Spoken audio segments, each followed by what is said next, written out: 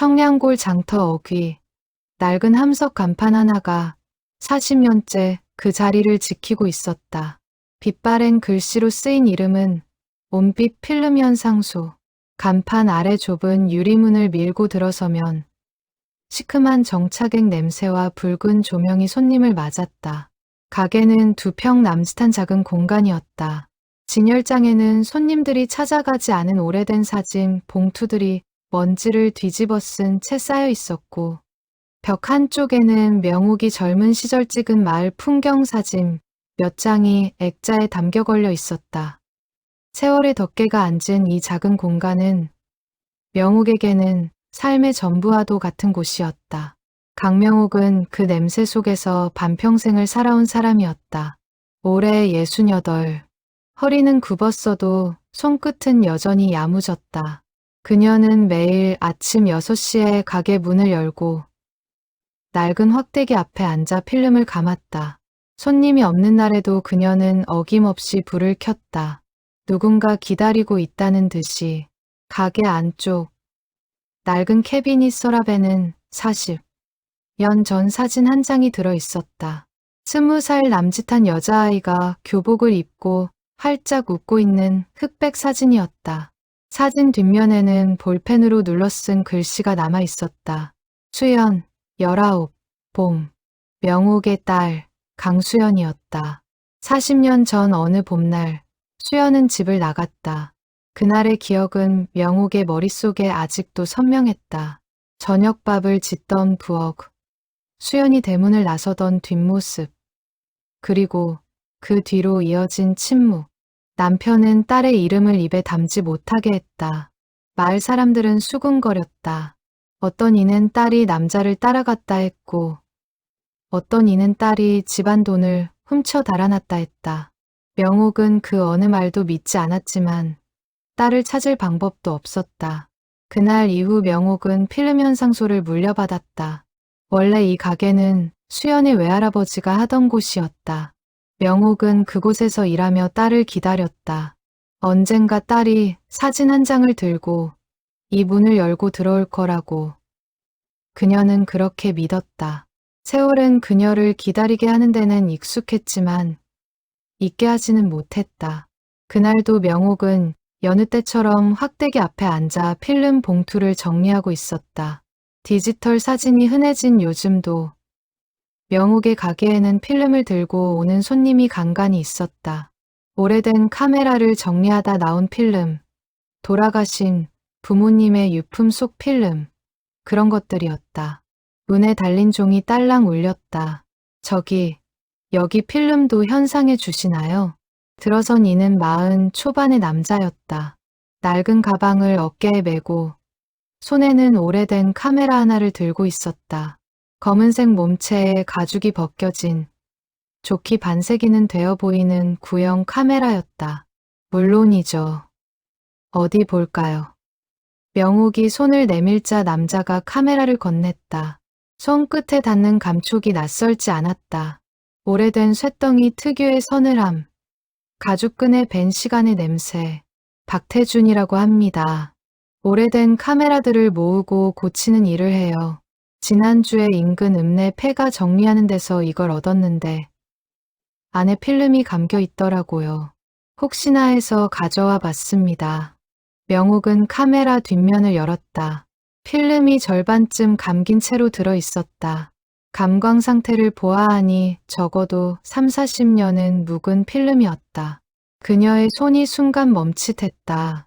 이 카메라, 어디서 나온 거라고 하셨죠? 저 위쪽, 갈매제 넘어가는 폐가촌이요. 예전에 사진 찍으러 다니던 노인이 살았다던데 며칠 전에 돌아가시고 나서 그 집이 쭉 비어 있었대요. 이번에 철거한다고 해서 정리하다가 나온 겁니다. 갈매제. 명옥의 가슴 한구석이 서늘해졌다. 갈매제는 40년 전 수연이 마지막으로 목격되었다는 곳이었다. 정확히는 그 근방을 지나는 버스를 탔다는 소문이 있었을 뿐 확인된 것은 아무것도 없었다. 그 사진 찍으러 다니던 노인이라면 혹시 성함이 어떻게 되시는지 아세요? 글쎄요. 마을 사람들은 그냥 정사진사라고 불렀다던데요. 왜, 아시는 분이세요? 명옥은 고개를 저었다. 그러나 손끝은 이미 필름을 조심스레 꺼내고 있었다. 40년 묵은 필름은 자칫 잘못 다루면 그대로 못 쓰게 될 수도 있었다. 그녀는 암실로 들어가기 전 다시 한번 태준을 바라보았다. 이거 현상하는데 며칠 걸릴 겁니다. 오래된 필름이라 조심스럽게 다뤄야 해서요. 네, 급한 거 아니니까 천천히 해주세요. 오래된 물건일수록 안에 뭐가 들어있을지 저도 궁금하네요. 태준이 가게를 나선 뒤 명옥은 한참을 그 자리에 서 있었다. 손에 쥔 필름 통이 유난히 무겁게 느껴졌다. 그녀는 암실 문을 열고 들어가 붉은 조명 아래 자리를 잡았다. 정착액 냄새가 코끝을 스쳤다. 40년을 맡아온 냄새인데도 그날따라 낯설게 느껴졌다. 명옥은 필름을 현상에게 담그며 조용히 되뇌었다. 수연아, 이번엔 정말 내가 거기 있는 거니? 암실 안. 시계 초침 소리만이 정적을 채웠다. 그녀의 손이 가늘게 떨리고 있었다. 명옥의 기억은 자연스레 40년 전 그 봄으로 흘러갔다. 그날 아침, 수연은 유난히 말이 없었다. 밥상머리에서 아버지와 눈을 마주치지 않았고 밥그릇을 반도 비우지 않은 채 자리에서 일어났다. 명옥은 그저 딸이 시험 준비로 예민한 줄로만 알았다. 그 무렵 수연은 이웃 마을에 있는 상업고등학교에 다니고 있었고 졸업을 앞두고 있었다. 저녁이 되어도 수연은 돌아오지 않았다. 명옥은 처음엔 친구 집에 들렀나 보다 여겼다. 그러나 자정이 넘도록 대문 열리는 소리가 들리지 않자 그제야 불안이 스멀스멀 기어올랐다. 다음 날 아침 수연의 방 이불장 서랍에서 옷까지 몇 벌이 사라진 것을 발견했다. 그리고 경대 위에는 짧은 쪽지 한 장이 놓여 있었다. 엄마, 미안해요. 저 때문에 더는 집안이 시끄러워지지 않았으면 좋겠어요. 걱정하지 마세요. 그 쪽지는 지금도 명옥의 반다지 서랍 깊숙한 곳에 고이 접혀 있었다. 종이는 누렇게 바랬지만 글씨만은 여전히 선명했다. 명옥은 그 문장을 셀 수 없이 되풀이해 읽었다. 저 때문에 라는 말이 무엇을 뜻하는지 그녀는 40년이 지나도록 알아내지 못했다. 남편 강덕수는 딸이 집을 나간 그날부터 입을 굳게 닫았다. 그는 마을 사람들 앞에서 딸의 이야기가 나오면 자리를 피했고 집에서도 수연의 이름을 부르는 법이 없었다. 명옥이 몇 번이고 딸을 찾으러 나가자 말했을 때도 덕수는 고개를 저을 뿐이었다. 찾아서 뭐 하려고. 지가 나갔으면 지가 알아서 살겠지. 그러나 명옥은 알고 있었다. 남편의 그 무뚝뚝한 말투 뒤에는 딸을 잃은 아버지의 찢어지는 속이 숨어 있다는 것을. 덕수는 수연이 집을 나가고 10년째 되던 해 간암으로 세상을 떠났다. 임종 직전 그는 명옥의 손을 붙잡고 딱 한마디를 남겼다. 수연이 찾으면 애비가 미안했다고 전해줘. 그 한마디를 남기고 덕수는 눈을 감았다. 명옥은 그 말을 가슴에 묻은 채 30년을 더 살아왔다. 딸을 찾을 단서는 그 어디에도 없었다. 경찰에 실종 신고를 했지만 별다른 성과는 없었고 세월이 흐르며 사건은 서류 더미 속에 묻혔다. 그런 그녀 앞에 오늘 40년 묵은 필름 한 롤이 나타난 것이다. 그것도 하필 수연이 마지막으로 목격되었다는 갈매제의 폐가에서. 명옥은 현상액 온도를 다시 한번 확인했다. 섭씨 20도. 오래된 필름일수록 온도와 시간에 예민했다. 자칫 서두르면 상이 아예 나타나지 않을 수도 있었다. 그녀는 심호흡을 하고 필름을 일에 조심스레 감기 시작했다. 손끝의 감각에 온 신경을 집중했다. 릴의 홈 사이로 필름이 미끄러지듯 들어갔다. 암실 벽에 걸린 낡은 달력에는 오늘 날짜에 동그라미가 쳐져 있었다. 매년 이맘때 명옥은 수연이 집을 나간 날을 표시해 두었다. 올해로 40번째 봄이었다. 조금만 기다려라. 조금만. 명옥은 리를 현상 탱크에 넣고 뚜껑을 닫았다. 이제 남은 것은 시간이었다. 그녀는 탱크를 가만히 흔들며 마음속으로 숫자를 세기 시작했다. 하나, 둘, 셋. 그 숫자 사이사이로 40년 전 딸의 웃음소리가 자꾸만 끼어들었다. 가게 밖에서는 노을이 지고 있었다. 붉은 빛이 유리문을 통과해 들어와 암실 문틈 사이로 가느다랗게 스며들었다. 명옥은 그 빛을 등지고 앉아 시간이 흐르기만을 묵묵히 기다렸다. 그녀의 눈앞으로 아직 아무것도 드러나지 않은 필름이 조용히 잠겨 있었다. 그 안에 무엇이 담겨 있을지 명옥은 짐작조차 할 수 없었다. 다만 한 가지는 분명했다.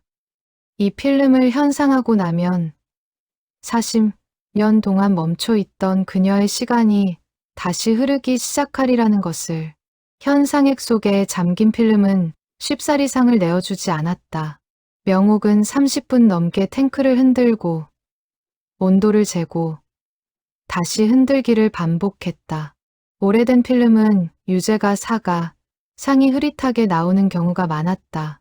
그녀는 최악의 경우도 각오하고 있었다. 아무것도 나오지 않을 수도 있다는 것을. 암실 안은 고요했다.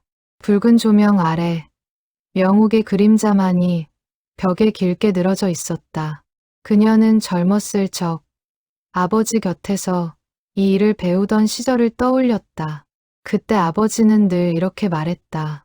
필름은 사람 마음 같은 거다. 서두르면 아무것도 안 보이고 기다려주면 결국 다 보여준다. 명옥은 그 말을 가슴에 새기며 살아왔다. 그러나 딸을 기다리는 마음만큼은 아무리 인내해도 끝이 보이지 않았다. 정차게까지 마치고 필름을 꺼냈을 때 명옥의 손끝이 가늘게 떨렸다. 물로 헹군 필름을 조심스레 건조대에 널고 그녀는 한참을 그 앞에 서 있었다. 아직 마르지 않은 필름 위로 뿌옇게 형체가 비쳤다. 사람의 윤곽 같은 것이 어렴풋이 보였다. 그날 밤 명옥은 가게 뒷방에서 뜬 눈으로 밤을 지새웠다. 필름이 마르기를 기다리는 그 시간이 그녀에게는 40년보다 길게 느껴졌다. 다음 날 아침 일찍 명옥은 필름을 스캐너에 걸었다. 낡은 필름 스캐너는 그녀가 몇 해 전 큰맘 먹고 장만한 것이었다. 디지털 시대에도 필름 손님을 놓치지 않기 위해서였다. 모니터 화면에 첫 번째 컷이 떠올랐다. 흐릿한 흑백 사진 속에 어느 시골 장터 풍경이 담겨 있었다. 좌판을 버린 상인들, 지게를 진 산에 뛰어노는 아이들, 낯선 얼굴들이었다. 명옥은 화면을 뚫어져라 바라보았다. 수연은 보이지 않았다. 두 번째 컷, 세 번째 컷도 마찬가지였다. 논둑길, 낡은 정자, 물레방아가 있는 개울가, 어느 시절, 어느 마을의 평범한 풍경들이 이어졌다. 명옥의 가슴 한켠에서 실망이 스멀스멀 피어올랐다. 어쩌면 이 필름은 수연과 아무 상관도 없는 그저 낯선 이의 오래된 기록일 뿐일지도 몰랐다. 그럼에도 사진 하나하나에는 묘한 정성이 담겨 있었다. 구도를 세심하게 잡은 흔적, 빛의 방향을 고려한 듯한 그림자의 배치. 이 사진을 찍은 사람은 단순히 취미로 셔터를 누른 것이 아니라 사람과 풍경을 진심으로 아끼는 눈을 가진 이였다. 명옥은 그런 생각이 들자 오히려 마음이 더 복잡해졌다. 이런 정성으로 사진을 찍던 사람이 왜 그 필름을 40년이나 현상하지 않은 채 묵혀두었을까? 그러나 그녀는 스캔을 멈추지 않았다. 필름 한 롤에는 보통 24장에서 36장의 컷이 들어 있었다. 아직 절반도 확인하지 않은 상태였다. 그녀는 마른 침을 삼키며 다음 버튼을 눌렀다. 12번째 컷에서 명옥의 손이 마우스 위에서 딱 멈췄다. 사진 속에는 젊은 여자 하나가 나무 그늘 아래 앉아 있었다. 얼굴은 살짝 옆으로 돌아가 있어 정면으로 보이지 않았지만 단정하게 따은 머리와 마른 어깨선이 나치겄다. 명옥은 화면 가까이 얼굴을 들이밀었다. 심장이 쿵쿵 뛰기 시작했다. 이거 확대해서 봐야겠다. 그녀는 손을 떨며 확대 버튼을 눌렀다. 화면이 커질수록 여자의 옆모습이 선명해졌다. 갸름한 턱선, 오뚝한 콧대. 명옥은 그 얼굴을 24시간, 아니 40년 동안 하루도 잊은 적이 없었다. 그러나 확신하기에는 아직 일렀다. 옆모습만으로는 단정 지을 수 없었다. 세상에 닮은 얼굴은 얼마든지 있을 수 있었다. 명옥은 스스로에게 그렇게 되뇌며 떨리는 손으로 다음 컷을 열었다. 13번째 컷이었다. 화면이 열리는 순간 명옥은 자리에서 벌떡 일어났다. 의자가 뒤로 넘어가며 요란한 소리를 냈다. 사진 속 여자가 이번에는 정면을 바라보고 있었다. 카메라를 향해 수줍게 웃고 있는 얼굴이었다. 수연이었다. 틀림없는 딸의 얼굴이었다. 20살 무렵에 명옥이 기억하는 것보다 조금 더 야윈 얼굴. 그러나 웃음만은 명옥이 기억하는 그대로였다. 왼쪽 볼에 살짝 패는 보조개까지 영락없는 수연이었다. 명옥은 두 손으로 입을 틀어막았다. 40년을 참아온 눈물이 한꺼번에 터져 나왔다. 그녀는 모니터 앞에 주저앉아 화면 속 딸의 얼굴을 손끝으로 어루만졌다.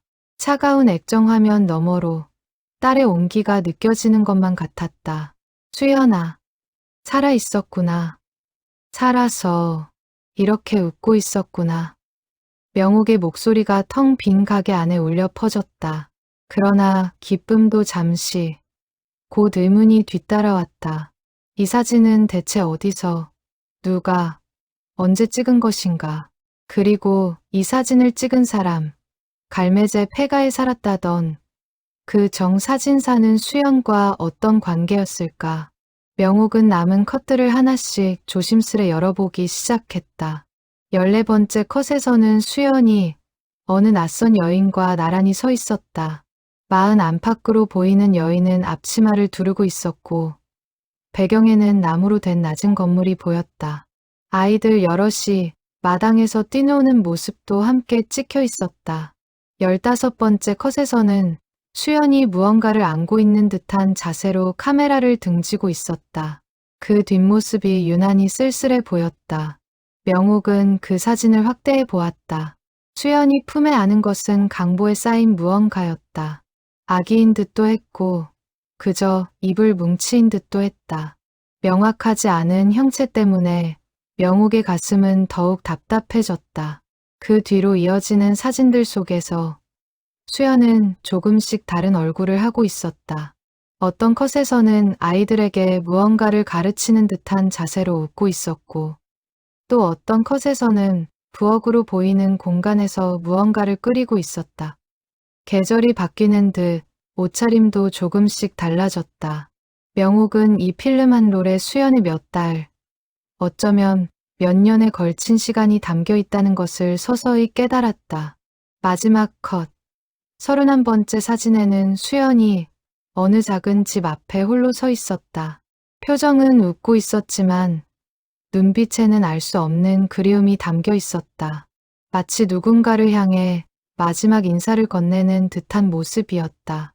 명옥은 그 사진을 오래도록 들여다보았다. 사진 속 배경에 어렴풋이 보이는 이정표 하나가 눈에 들어왔다. 흐릿하지만 분명 글씨가 새겨져 있었다. 그녀는 화면을 최대한 확대해 글씨를 읽으려 애썼다. 소망원. 명옥의 입에서 낯선 단어가 흘러나왔다. 소망원. 들어본 적 없는 이름이었다. 그녀는 곧바로 컴퓨터로 그 이름을 검색해 보았다. 몇 번의 시도 끝에 40년 전 인근 산자락에 있었다는 작은 보육원. 하나의 기록이 어렴풋이 남아있는 것을 발견했다. 이미 오래전에 문을 닫은 곳이었다. 명옥의 머릿속이 복잡하게 얽혀들었다. 수연이 왜 그곳에 있었을까? 그리고 이 사진들을 찍은 정사진사라는 사람은 대체 수연과 무슨 사연으로 얽혀 있었던 것일까? 그녀는 떨리는 손으로 전화기를 들었다. 박태준에게 연락해야 했다. 이 필름에 대해, 그리고 그 카메라의 원래 주인에 대해 더 자세히 알아야만 했다. 신호음이 울리는 동안 명옥은 다시 한번 모니터 속 딸의 얼굴을 바라보았다. 40년 만에 마주한 딸의 웃음이었다. 그러나 그 웃음 뒤에 숨겨진 사연을 알기 전까지는 진짜로 딸을 되찾았다고 말할 수 없을 것 같았다. 그녀는 수화기 너머로 들려올 목소리를 기다리며 마른 입술을 지그시 깨물었다. 여보세요, 태준 씨. 명옥입니다. 다름이 아니라 필름이 나왔는데요. 말끝이 떨렸다. 수화기 너머로 잠시 정적이 흘렀다. 어떻습니까? 뭐 나왔어요? 명옥은 쉽사리 다음 말을 잊지 못했다. 어떻게 설명해야 할지 알 수 없었다. 그녀는 숨을 한번 고르고 겨우 입을 열었다. 그 폐가 말이에요. 정사진사라는 분이 살았다던 그 집, 혹시 더 자세한 걸 알아봐 주실 수 있을까요? 저한테는 조금 사연이 있는 필름인 것 같아서요. 수화기 너머 태준의 목소리에 호기심이 실렸다. 사연이요? 무슨 사연인데 그러세요? 명옥은 잠시 망설이다. 조용히 대답했다. 40년 전에 집을 나간 제 딸이 이 필름 속에 있는 것 같습니다. 전화기 너머로 태준이 숨을 들이켜는 소리가 들렸다. 세상에, 그런 사연이 있으셨군요. 알겠습니다. 제가 아는 데까지 최대한 알아보고 다시 연락드리겠습니다. 너무 걱정 마세요, 어머니. 실마리가 이렇게 나온 이상 뭐라도 더 찾을 수 있을 겁니다. 명옥은 전화를 끊고도 한참 동안 수화기를 붙든 채 자리를 뜨지 못했다. 창밖으로는 어느새 어둠이 짙게 깔려 있었다. 그녀는 모니터 속 딸의 웃는 얼굴을 다시 한번 바라보며 마음속으로 다짐했다. 이번에는 반드시 끝까지 찾아내겠다고. 박태준은 다음 날 오후 다시 온빛 필름 현상소를 찾았다. 그의 손에는 낡은 수첩 하나가 들려 있었다. 어제 전화 받고 나서 바로 갈매제 이장님을 찾아뵀습니다. 정사진사라는 분, 본명이 정만수라고 하더군요. 원래 이 동네 사람은 아니고 젊었을 때 사진 기술을 배워서 여기저기 떠돌아다니며 사진을 찍어주던 분이었대요. 마을 잔치나 초상, 돌잔치 같은 걸 찍어주고 밥값을 받았답니다. 명옥은 그의 이야기에 귀를 바짝 기울였다. 어젯밤부터 궁금해 미칠 지경이었던 이야기였다. 명옥은 태준이 내미는 수첩을 받아들었다. 거기에는 태준이 이장에게 들은 이야기가 서투른 글씨로 빼곡히 적혀 있었다. 그런데 이상한 게 정사진사가 갈매제에 정착한 게 40년쯤 전이라고 하더라고요. 그 전까지는 떠돌이 생활을 했는데 어느 해 봄부터 갑자기 그 폐가에 눌러앉아 살기 시작했답니다. 그리고 죽을 때까지 한 번도 그 집을 떠나지 않았대요. 명옥의 가슴이 철렁 내려앉았다. 40년 전 봄이라면 수연이 집을 나간 바로 그 시기였다. 그리고 이장님이 하나 더 말씀하신 게 있는데 정사진사가 살아있을 때 산 너머 보육원에 자주 드나들었답니다. 이름이 소망원이라고 지금은 없어진 곳인데 거기 원장 수녀님을 도와서 아이들 사진도 찍어주고 자빌도 거들어줬다고 하더라고요. 소망원. 명옥이 사진 속에서 본 그 이정표의 이름과 정확히 일치했다. 태준 씨, 그럼 혹시 그 소망원이라는 곳, 지금도 관련된 자료나 기록이 남아 있을까요? 태준은 고개를 저었다. 제가 여기저기 알아봤는데 소망원은 30년쯤 전에 문을 닫았답니다. 운영하던 수녀님도 돌아가신 지 오래고요. 다만 태준이 말끝을 흐리며 수첩을 넘겼다. 이장님 말씀이 그 동네에 아직 소망원 시절을 기억하는 노인 한 분이 계신답니다. 이복순 할머니라고 그 시절 소망원에서 취사를 도우셨다는데요. 지금 90 가까이 되셨는데 정정하시다고 하더라고요. 명옥의 눈이 반짝였다. 그분을 뵐 수 있을까요? 제가 이장님한테 미리 말씀은 드려놨습니다. 원하시면 내일이라도 같이 가보시죠. 명옥은 그날 밤 한숨도 자지 못했다. 사진 속 수연의 얼굴이 자꾸만 눈앞에 아른거렸다. 소망원에서 아이들과 함께 있던 딸의 모습, 그리고 강보에 쌓인 무언가를 안고 있던 뒷모습. 그 의미를 알기 전까지는 마음이 놓이지 않을 것 같았다. 명옥은 뜬 눈으로 밤을 지새우며 딸이 소망원에 머물던 그 시절 자신은 무엇을 하고 있었는지 되짚어 보았다. 그 무렵 그녀는 매일같이 딸의 흔적을 찾아 이웃 마을을 헤매고 다녔었다. 버스 정류장마다 딸의 사진을 들고 다니며 사람들에게 묻고 다녔지만 정작 딸이 있던 곳은 바로 이 산 너머 지척이었다는 사실을 그녀는 꿈에도 알지 못했다. 다음 날 아침, 명옥은 가게 문에 개인 사정으로 휴업합니다라는 종이를 붙이고 태준의 차에 올랐다. 45년 만에 처음 있는 일이었다. 명옥은 그 종이를 붙이며 손이 떨렸다. 하루라도 가게 문을 닫으면 딸이 그 사이에 찾아올 것 같은 두려움을 그녀는 늘 마음 한구석에 품고 살아왔다. 그러나 오늘만큼은 그 두려움보다 더 큰 것이 그녀를 이끌고 있었다. 갈매제로 향하는 길은 굽이굽이 산길이었다. 40년 전에는 비포장 흙길이었을 그 길이 지금은 포장이 되어 있었지만 여전히 험했다. 창밖으로 스쳐 지나가는 산등성이를 바라보며 명옥은 문득 이 길을 수연도 걸었을까 생각했다. 19의 여린 몸으로 어떤 마음을 안고 이 산길을 넘었을까? 괜찮으세요? 태준이 운전대를 잡은 채 조심스레 물었다. 명옥은 고개를 끄덕였지만 목소리는 쉽게 나오지 않았다. 20년, 30년도 아니고 40년 만에 이렇게 딸의 흔적을 좇게 될 줄은 몰랐네요. 그동안은 그냥 저 스스로 포기했다고 생각했었는데 막상 이렇게 실마리가 생기니 다리가 다 후들거립니다. 태주는 별다른 말 없이 고개를 끄덕였다. 차 안에는 라디오 소리만이 나직이 흘렀다. 이복순 할머니의 집은 갈매제 초입. 작은 텃밭이 딸린 기와집이었다. 마당에 들어서자 백발의 노인이 평상에 앉아 콩을 까고 있었다. 마당 한켠에는 늦여름 호박이 넝쿨째 늘어져 있었고 처마 밑에는 메주가 줄줄이 매달려 있었다. 시골 특유의 구수한 냄새가 마당 가득 퍼져 있었다. 태준이 먼저 인사를 건네자 할머니는 콩 까던 손을 멈추고 주름진 눈으로 명옥을 물끄러미 바라보았다. 그 눈빛에는 오랜 세월을 살아온 이만이 가질 수 있는 깊고 조용한 통찰이 담겨 있었다. 소망원 얘기를 듣고 싶다고 했다지? 명옥은 자리에 앉으며 조심스레 사진 한 장을 꺼내 보였다. 12번째 컷. 수연이 나무 그늘 아래 앉아있는 사진이었다. 할머니, 이 사람 혹시 기억하세요? 소망원에 있었다던데요. 할머니는 돋보기를 고쳐 쓰고 사진을 한참 들여다보았다. 침묵이 길게 이어졌다. 명옥은 숨죽인 채 할머니의 입술만을 바라보았다. 수연이 아니냐.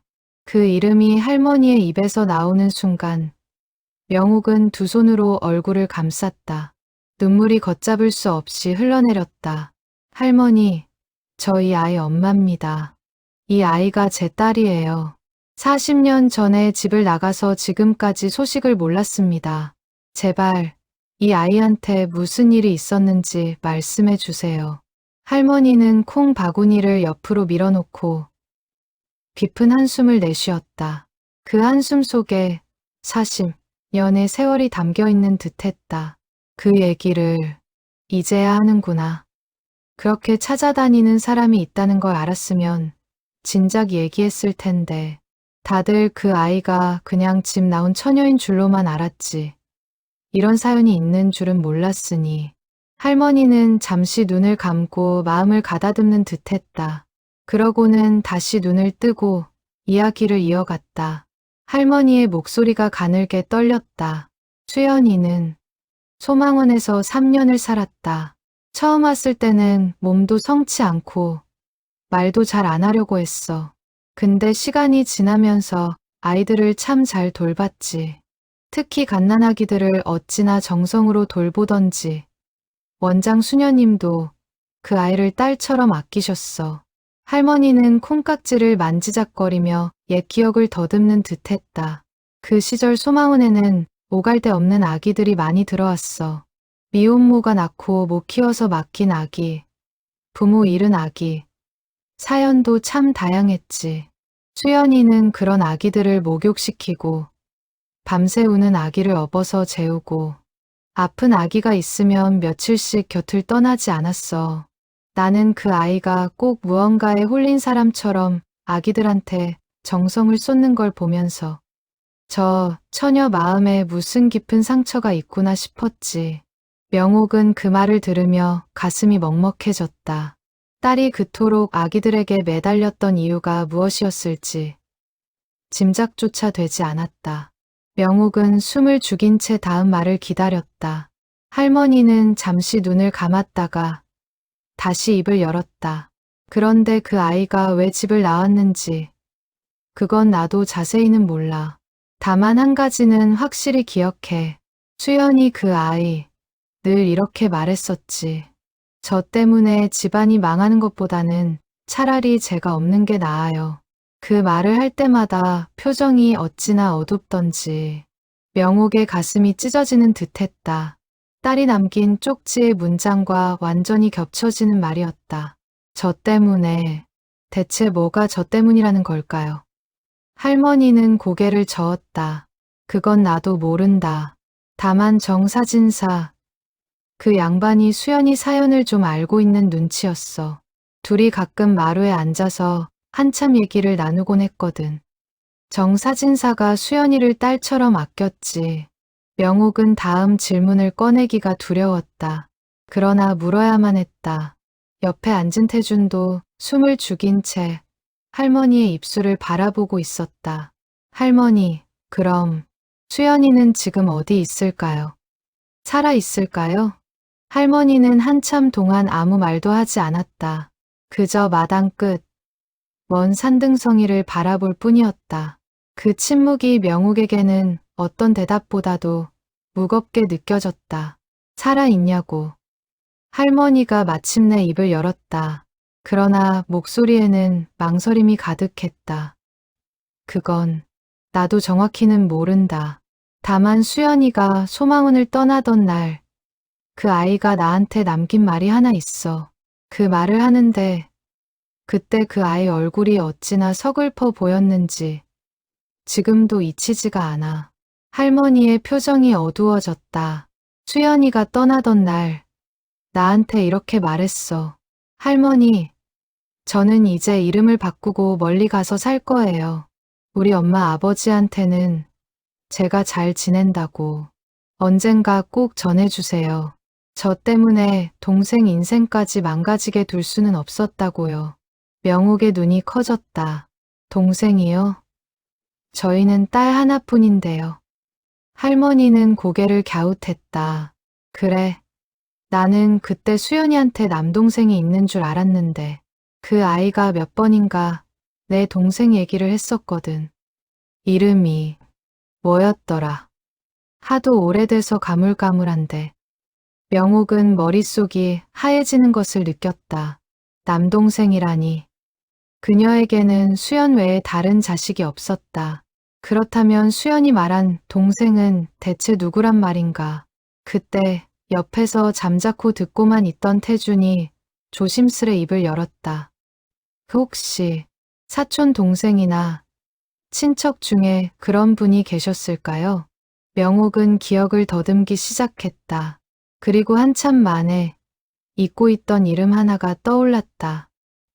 영우, 제 시동생 아들 영우가 있긴 합니다. 수연이보다 5살 어린 조카였어요.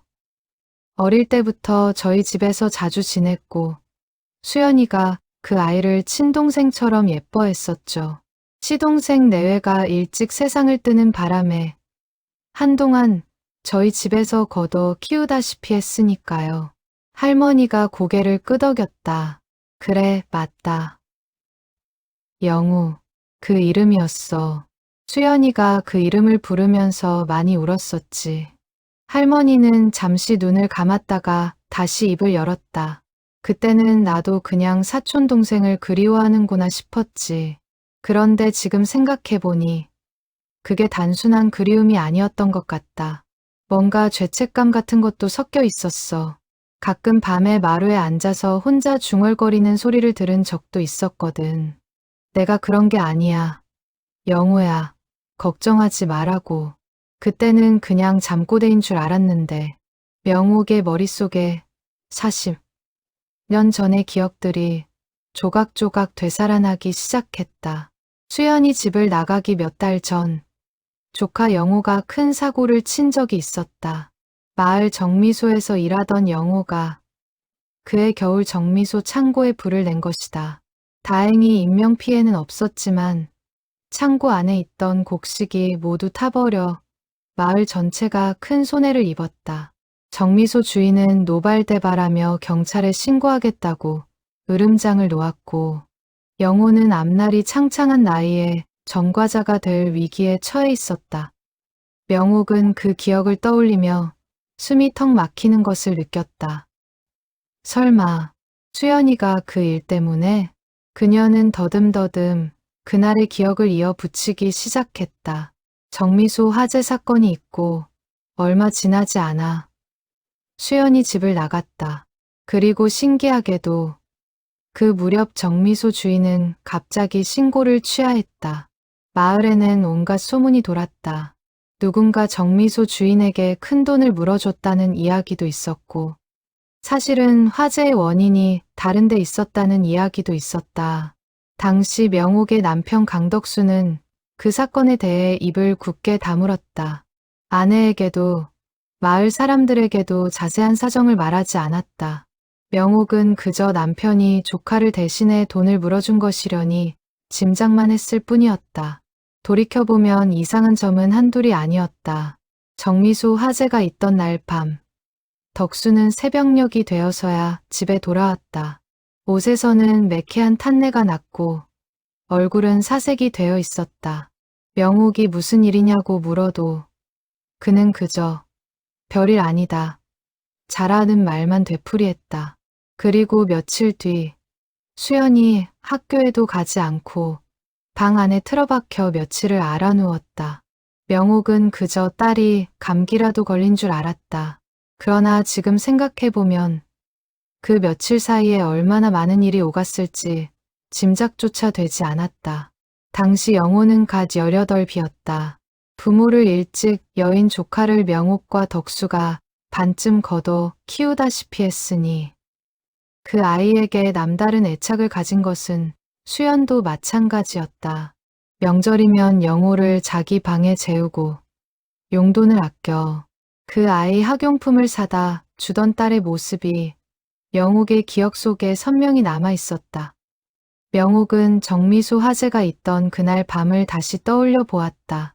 그날 저녁, 영호는 저녁밥을 먹다 말고 황급히 자리를 떴었다.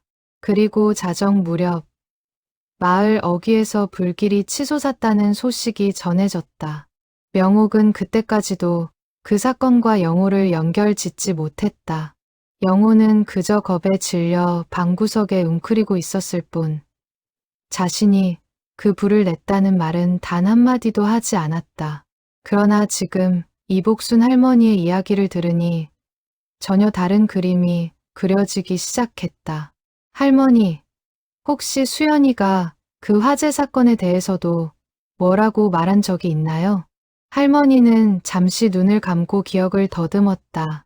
자세히는 말 안 했지만 딱 한 번 수연이가 이렇게 말한 적이 있어.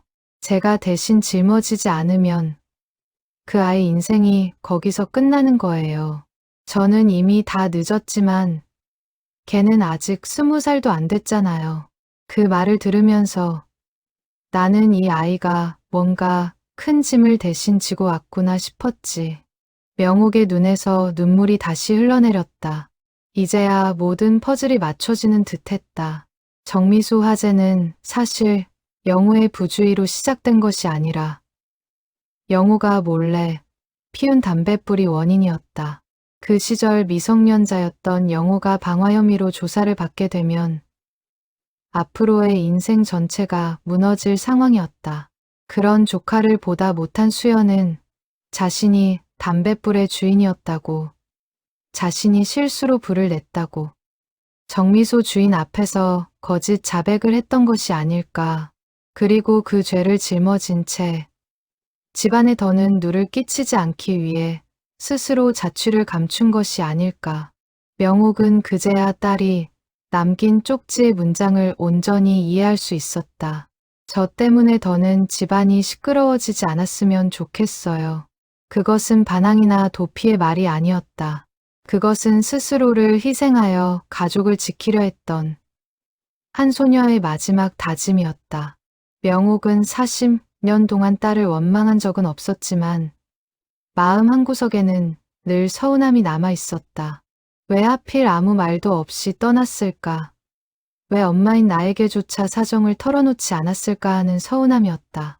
그러나 이제 와서 생각해보니 그것은 서운해할 일이 아니었다. 19 소녀가 감당하기에는 너무나 무거운 짐을 수연은 그 누구에게도 나눠지지 않고 홀로 짊어졌던 것이다. 어쩌면 부모에게 말하면 부모가 대신 나서서 이를 그르칠까봐 그것이 두려워 입을 다물었는지도 몰랐다.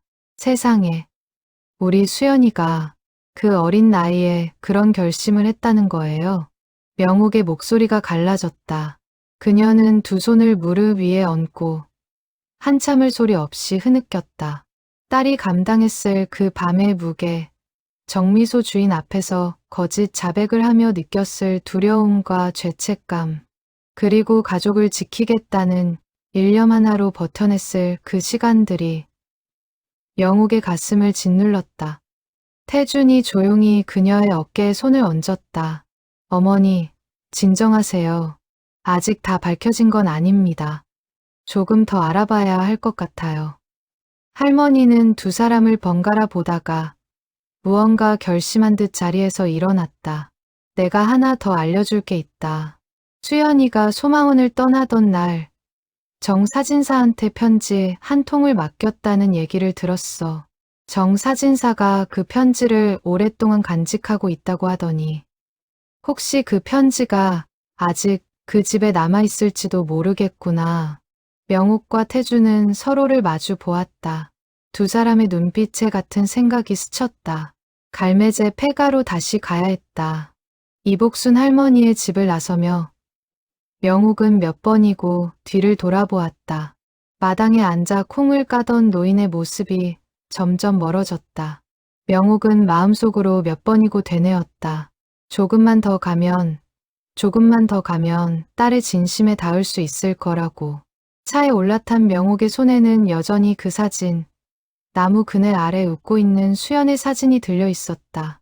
그녀는 그 사진을 가슴에 꼭 품은 채 창밖으로 스쳐가는 상기를 바라보았다.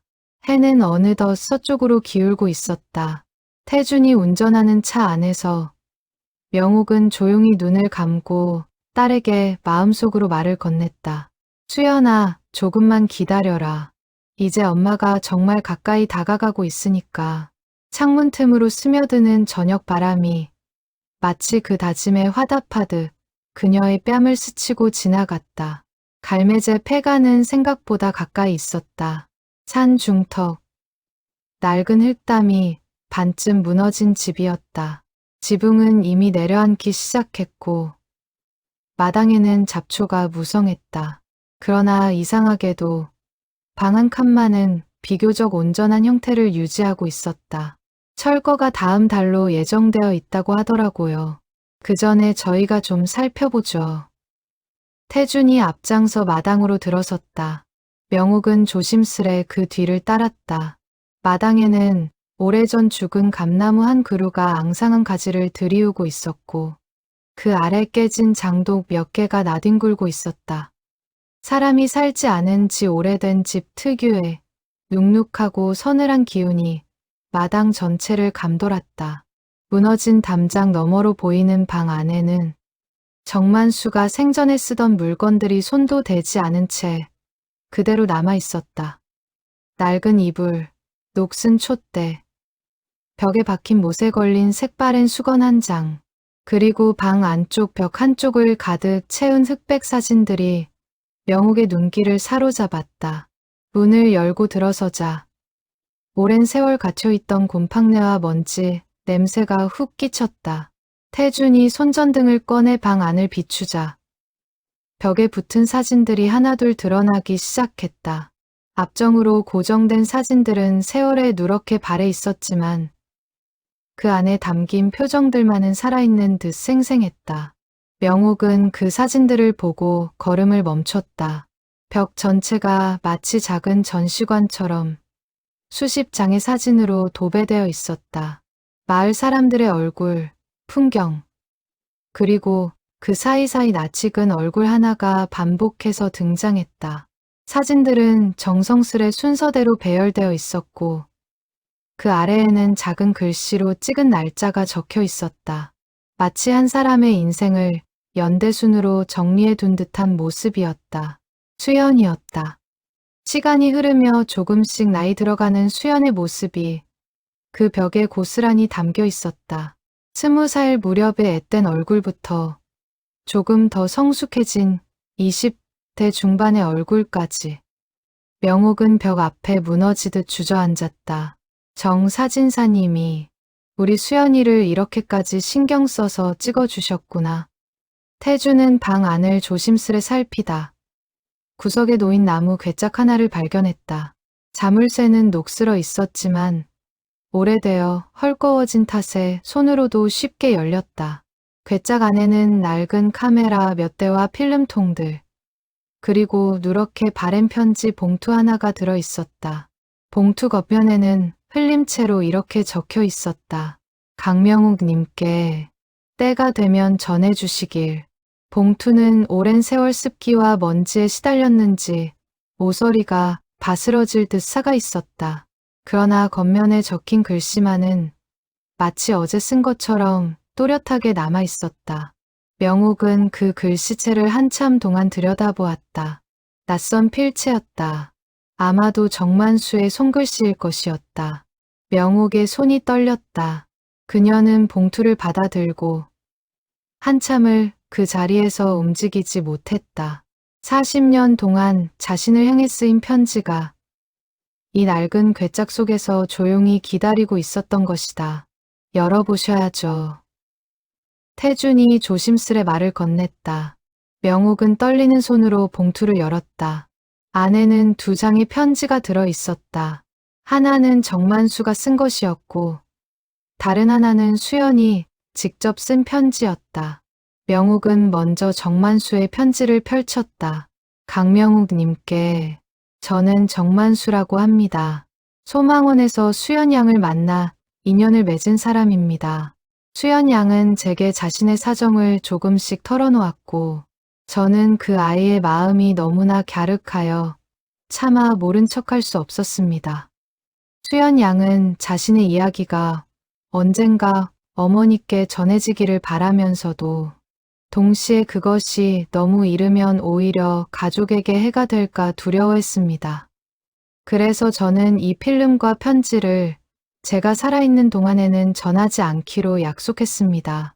다만 언젠가 하늘의 뜻으로 이 물건이 어머니께 닿게 된다면 그때는 이미 모든 것이 제자리를 찾은 뒤일 거라 믿었습니다. 명옥은 편지를 읽어 내려가며 눈물을 참을 수 없었다. 정만수라는 낯선 이가 딸을 위해 지켜온 그 오랜 침묵의 무게가 고스란히 전해져 왔다. 얼굴 한 번 본 적 없는 이 노인이 어째서 남의 자식을 위해 평생을 그렇게 지켜주었을까. 명옥은 문득 정만수 역시 세상에 말 못할 사연을 안고 살아온 사람이었을지도 모른다는 생각이 들었다. 편지의 뒷부분에는 정만수가 수연을 얼마나 세심하게 챙겼는지에 관한 이야기도 적혀 있었다. 명절이면 수연에게 옷 한 벌을 사서 붙여주었고, 아플 때면 먼 길을 마다치 않고 찾아가 약을 지어다 주었다는 내용이었다. 명옥은 그 대목을 읽으며 얼굴 한 번 본 적 없는 이 노인에게 뭐라 형언할 수 없는 감사함을 느꼈다. 편지의 다음 문단에는 정만수가 처음 수연을 만났을 때의 기억이 적혀 있었다. 제가 수연 양을 처음 본 것은 소망원 마당에서였습니다. 그 아이는 볕이 잘 드는 툇마루에 앉아 강보에 쌓인 아기를 품에 안고 자장가를 흥얼거리고 있었습니다. 그 모습이 어찌나 애틋하던지 저는 카메라를 든 손이 떨려 한참을 셔터를 누르지 못했습니다. 나중에 알고 보니 그 아이는 자기 자신도 아직 앳된 소녀였음에도 누구보다 어른스럽게 그 무거운 짐을 짊어지고 있었습니다. 편지는 계속 이어졌다. 수연 양은 3년 동안 소망원에서 아이들을 돌보며 지냈습니다. 그 뒤 도시로 나가 새로운 이름으로 살아가겠다고 떠났습니다. 저는 그 아이가 어디로 갔는지 정확히는 모릅니다.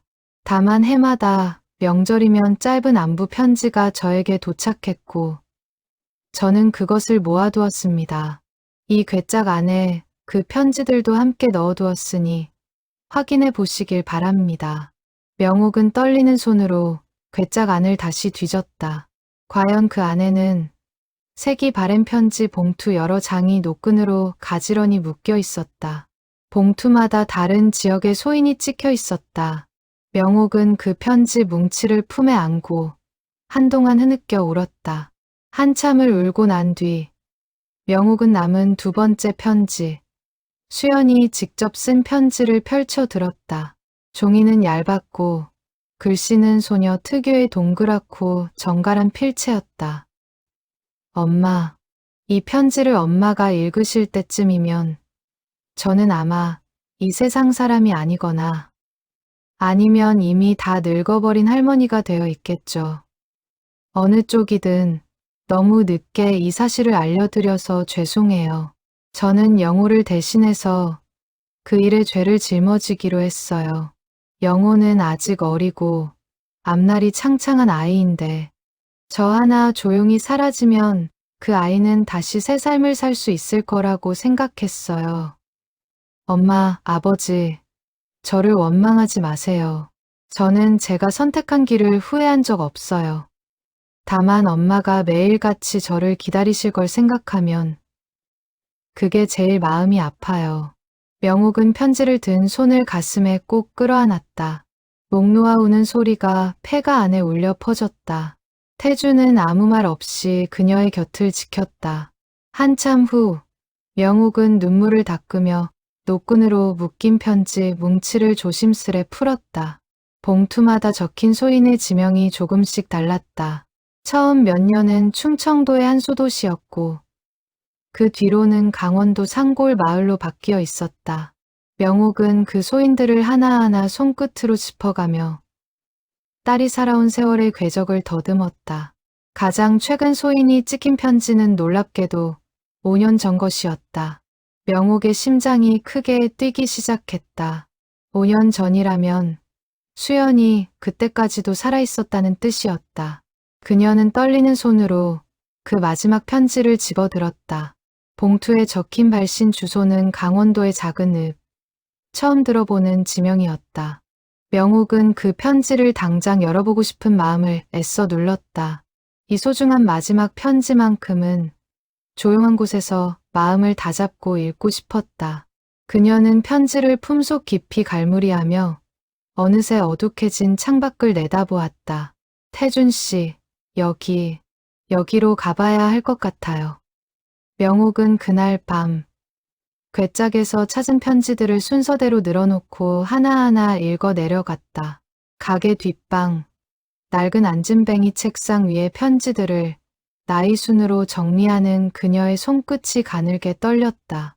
40년에 걸친 딸의 삶이 낡은 편지지 위에 조각조각 담겨 있었다. 창밖으로는 어느덧 어둠이 짙게 내려앉아 있었다. 명옥은 스탠드 불빛 하나에 의지해 딸이 살아온 세월을 한 장 한 장 되짚어 나갔다. 이것은 단순한 편지 뭉치가 아니라 그녀가 놓쳐버린 40년의 시간을 되찾는 일이었다. 첫 번째 편지에는 앳된 필체로 이렇게 적혀 있었다. 정 선생님, 저는 무사히 새로운 곳에 자리를 잡았습니다. 이름도 바꾸었어요. 이제 저는 정선아입니다. 선생님 성을 따랐어요. 선생님이 저에게 아버지 같은 분이셨으니까요. 여기서는 작은 세탁소에서 일하고 있습니다. 손이 트고 아프지만 마음은 오히려 편안합니다. 명옥은 그 대목에서 잠시 눈을 감았다. 딸이 스스로 택한 이름, 정선아. 그 이름 속에 담긴 마음을 헤아리니 가슴이 저릿했다. 아버지처럼 여겼던 이의 성을 따르면서도 이름의 선아라는 글자에는 착하게 살겠다는 다짐이 담겨 있는 듯했다. 명옥은 그 이름을 몇 번이고 소리내어 읽어보았다. 낯설면서도 어딘가 딸의 본 모습이 담겨 있는 것만 같은 이름이었다. 편지의 뒷부분에는 정만수가 수연을 얼마나 세심하게 챙겼는지에 관한 이야기도 적혀 있었다. 명절이면 수연에게 옷 한 벌을 사서 붙여주었고 아플 때면 먼 길을 마다치 않고 찾아가 약을 지어다 주었다는 내용이었다. 명옥은 그 대목을 읽으며 얼굴 한 번 본 적 없는 이 노인에게 뭐라 형언할 수 없는 감사함을 느꼈다. 편지는 해가 갈수록 조금씩 어른스러운 필체로 바뀌어 갔다. 세탁소에서 몇 해를 일하다 어느 순간부터는 작은 보육시설에서 아이들을 돌보는 일을 하게 되었다는 소식이 담겨 있었다. 결혼은 하지 않았다는 이야기도 있었다. 한 편지에는 이런 구절도 있었다. 선생님, 요즘 이 동네 아이들 중에 유독 마음이 가는 아이가 하나 있어요. 부모 없이 할머니 손에 자라는 아이인데 저를 볼 때마다 졸졸 따라다녀요. 그 아이를 보면 자꾸 제 어릴 적이 떠올라요. 저도 저렇게 누군가에게 마음을 다 못 주고 자랐던 것 같은데 이 아이한테는 제가 그런 사람이 되어주고 싶어요. 선생님, 저는 결혼은 하지 않기로 했어요. 제 삶은 이미 다른 아이들을 위해 쓰기로 마음먹었거든요. 여기 시설에는 부모 없는 아이들이 참 많아요. 저는 그 아이들을 보면 꼭 제 동생 생각이 나요. 그 아이가 지금쯤 얼마나 잘 컸을지, 어른이 되어 좋은 가정을 꾸렸을지 궁금해요. 직접 볼 수는 없지만 그것만으로도 저는 제가 한 선택을 후회하지 않아요. 명옥은 그 문장을 읽으며 조카 영호를 떠올렸다. 영호는 그 사건 이후 마을을 떠나 도시로 나갔고 지금은 이름도 그럴듯한 사업체를 운영하며 가정을 이루고 잘 살고 있었다.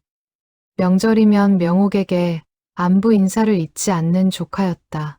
그가 지금의 삶을 누릴 수 있었던 것이 다름 아닌 수연의 희생 덕분이었다는 사실을 명옥은 이제야 깨달았다. 편지 뭉치의 중반부에는 수연이 한 소녀를 입양했다는 소식이 담겨 있었다.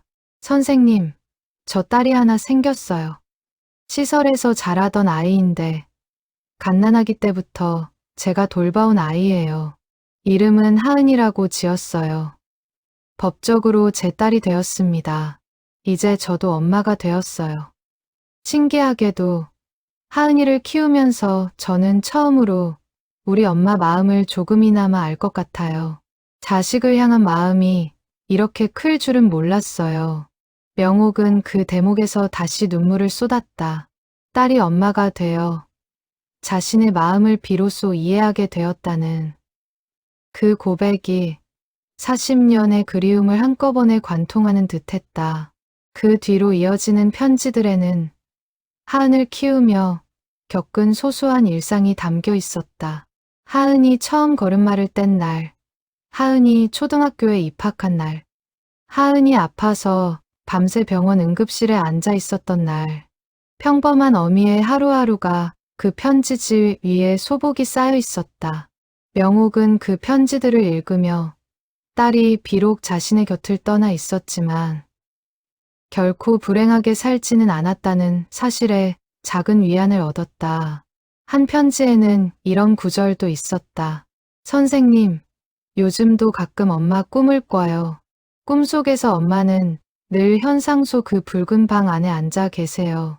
저를 보고도 아무 말씀 안 하시고 그저 조용히 웃기만 하세요. 꿈에서 깨면 늘 눈물이 나요. 그래도 그 꿈 덕분에 저는 엄마가 저를 계속 기다리고 계실 거라는 걸 알아요. 명옥은 그 구절을 읽고 또 읽었다. 40년의 세월과 수백 리의 거리를 넘어 모녀의 마음이 꿈속에서나마 서로를 향해 있었다는 사실이 그녀의 가슴을 미어지게 했다. 가장 마지막 편지. 5년 전 소인이 찍힌 편지에는 이렇게 적혀 있었다. 정 선생님, 요즘 부쩍 몸이 예전 같지 않네요. 병원에서는 큰 병은 아니라고 하는데 나이가 드니 여기저기 삐걱거립니다. 하은이가 이제 다 커서 시집갈 나이가 되었어요. 그 아이를 보면 제가 이만하면 잘 살았다 싶습니다. 선생님, 혹시 제가 먼저 가게 되더라도 그 필름과 편지들은 계속 간직해 주세요. 언젠가 때가 되면 우리 엄마한테 전해주시길 바라요. 이제는 엄마도 저를 이해해 주실 것 같아요. 편지는 거기서 끝나 있었다. 봉투 겉면에 적힌 발신지는 강원도 소재의 작은 읍, 청아읍이었다. 다음 날 새벽, 명옥은 태준과 함께 청아읍으로 향하는 첫 차에 올랐다. 서울을 거쳐 강원도로 넘어가는 길은 멀고 험했다. 버스가 산길을 굽이굽이 오를 때마다 명옥의 마음도 함께 오르락내리락 했다. 딸을 다시 만날 수 있다는 기대와 이미 이 세상 사람이 아닐지도 모른다는 두려움이 번갈아 그녀를 흔들었다. 명옥은 차창에 기대어 편지에 적힌 딸의 마지막 문장을 몇 번이고 되뇌었다. 이제는 엄마도 저를 이해해 주실 것 같아요. 그 말이 맞았다. 명옥은 이제 딸을 완전히 이해하고 있었다. 다만 그 이해가 너무 늦게 찾아온 것이 못내 아플 뿐이었다.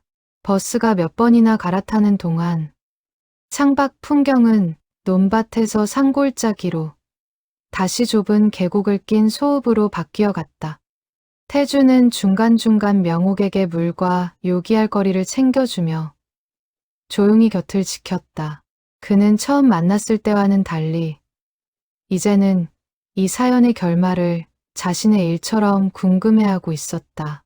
청아읍에 도착한 것은 해질 무렵이었다. 작은 읍내, 오래된 슈퍼와 이발소, 낡은 정미소 간판이 늘어선 거리를 지나 두 사람은 편지에 적힌 주소를 향해 걸음을 옮겼다. 좁은 골목 끝 세탁소 하나가 눈에 들어왔다. 간판에는 빛바랜 글씨로 정선화 세탁소라고 적혀 있었다.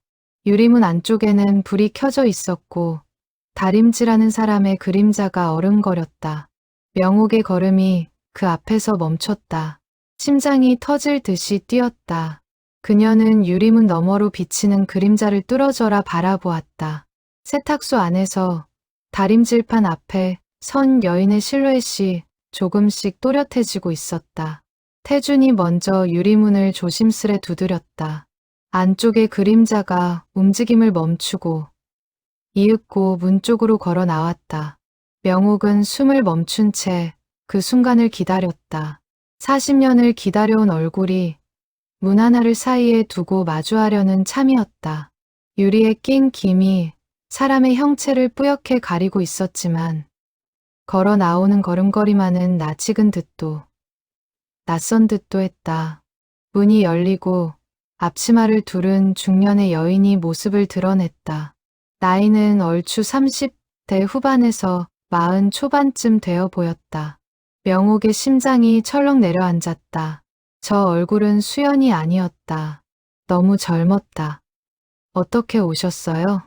여인이 의아한 얼굴로 두 사람을 바라보았다. 명옥은 떨리는 목소리로 겨우 입을 열었다. 저 정선화라는 분을 찾고 있습니다. 여기 세탁소 주인이신 걸로 알고 있는데요. 여인의 표정이 순간 묘하게 흔들렸다. 정선화, 저희 어머니세요. 그런데 어떻게 어머니를 아세요? 명옥은 그 말을 듣는 순간 다리에 힘이 풀려 그 자리에 주저앉을 뻔했다. 어머니라는 말. 이 여인이 바로 편지 속에 담겨있던 그 딸 하은이었다. 하은은 명옥과 태준을 세탁소 안쪽 작은 방으로 안내했다. 세탁소 뒤편에 딸린 살림집은 방 한 칸에 부엌 한 칸이 전부인 소박하기 그지없는 살림이었다. 방 안에는 낡은 화장대와 옷장 하나, 그리고 벽에 걸린 사진 액자 몇 개가 눈에 들어왔다. 액자 속에는 한 여인이 어린 하은을 품에 안고 환하게 웃고 있는 사진이 걸려 있었다. 방 한쪽 선반에는 오래된 재봉틀과 다리미가 가지런히 놓여 있었고, 그 옆으로 손때 묻은 성경책 한 권이 세월의 흔적을 고스란히 담은 채 자리하고 있었다. 명옥은 그 소박한 살림살이를 둘러보며 딸이 이 좁은 방에서 평생을 검소하게 살아왔음을 짐작할 수 있었다. 명옥은 그 사진 앞으로 다가갔다. 사진 속 여인의 얼굴을 확인하는 순간 그녀의 두 다리가 후들거렸다. 나이는 들었지만 분명 수연이었다. 40대 중반쯤 되어 보이는 얼굴. 그러나 웃음만은 명옥이 기억하는 19 그대로였다. 눈가에 자잘한 주름이 생기고 머리에 흰 머리카락이 섞여 있었지만 왼쪽 볼에펜은 보조개만큼은 세월이 흘러도 변하지 않았다. 명옥은 액자를 두 손으로 감싸 쥐었다. 유리 너머로 딸의 얼굴을 어루만지듯 손끝이 천천히 사진 위를 훑고 지나갔다. 40년 전 어린 소녀였던 딸이 이렇게 한 아이의 어머니가 되어 있었다는 사실이 믿기지 않으면서도 동시에 너무나 애틋하게 다가왔다. 이 사진 속 분이 정선화 님이 맞으신가요? 명옥의 목소리가 떨렸다. 하은이 고개를 끄덕였다. 네, 저희 어머니세요. 그런데 실례지만 두 분은 어떻게 저희 어머니를 아세요? 명옥은 차마 말을 잇지 못했다. 태준이 대신 조심스레 상황을 설명하기 시작했다. 갈매제 폐가에서 발견된 필름과 카메라, 그리고 그 안에 담긴 사연. 40년 전 집을 나간 딸을 찾아 여기까지 오게 된 어머니의 이야기까지지. 태준은 최대한 담담한 어조로 이야기를 풀어놓았지만 이야기가 이어질수록 자신도 모르게 목이 메어왔다. 하은은 그 이야기를 들으며 점점 얼굴빛이 하얗게 질려갔다. 그녀는 어릴 적 어머니와 함께 지냈던 나날들을 떠올렸다. 어머니는 늘 새벽같이 일어나 세탁물을 다림질했고 저녁이면 하은의 숙제를 봐주며 소박한 밥상을 차렸다. 남들처럼 넉넉하지는 않았지만 부족함 없이 사랑받으며 자랐다는 것을 하은은 잘 알고 있었다. 다만 어머니가 유독 다른 집 딸들이 친정에 놀러 가는 모습을 볼 때마다 먼 산을 보며 한숨 짓던 모습이 이제야 이해가 되기 시작했다. 그녀는 한참 동안 말을 잇지 못하다가 마침내 입을 열었다. 그럼 어머니가 저에게 친어머니가 아니라고 늘 말씀하셨던 그 사연이 이거였군요. 하은의 눈에서 눈물이 차오르기 시작했다. 그녀는 떨리는 손으로 자신의 무릎을 꼭 움켜쥐었다. 어머니는 저를 키우시면서도 늘 말씀하셨어요. 자기도 어릴 때 부모님과 생이별을 했다고. 그래서 저를 볼 때마다 마음이 아팠다고. 저는 그게 그냥 어머니가 저를 위로하려고 하시는 말씀인 줄로만 알았어요. 설마 진짜 친정 부모님이 계셨을 줄은. 명옥은 조심스레 물었다. 하은 씨, 어머니는 지금 어디 계신가요? 그 질문에 하은의 얼굴이 순식간에 무너져 내렸다.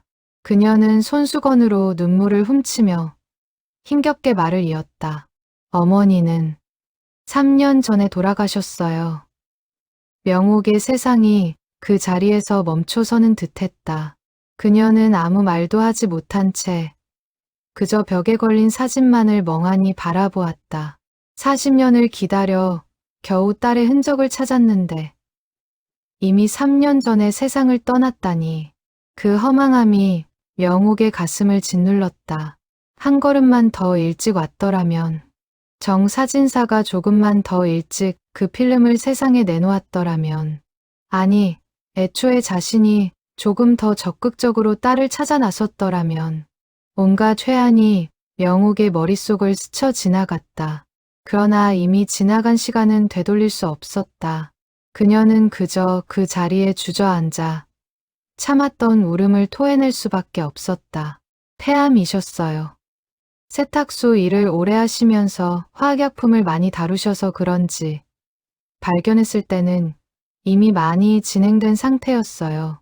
6달 정도 투병하시다가 조용히 눈을 감으셨어요. 하은의 목소리가 젖어들었다. 그녀는 잠시 숨을 고르고 다시 말을 이었다.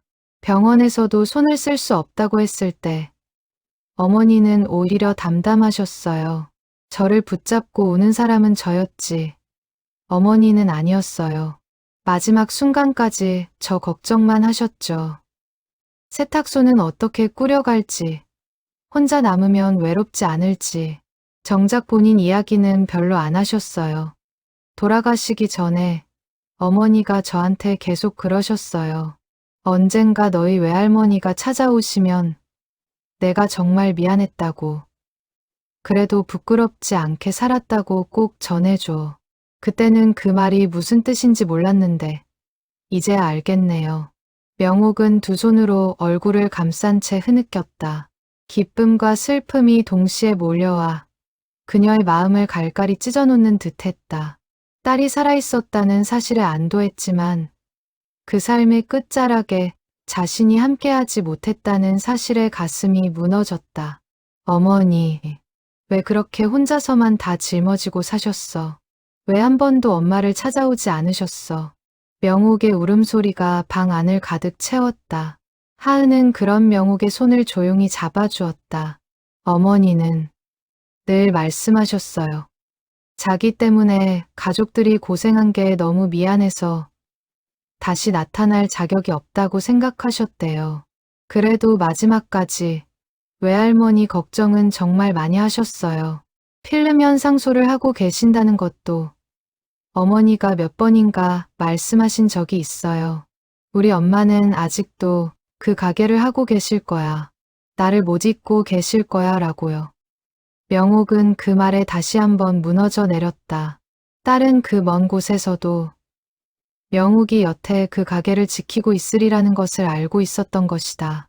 하은은 잠시 자리에서 일어나 장롱 서랍을 뒤지더니 낡은 공책 한 권을 꺼내왔다. 이거 어머니 일기장이에요. 돌아가시기 전까지 꾸준히 쓰셨던 거예요.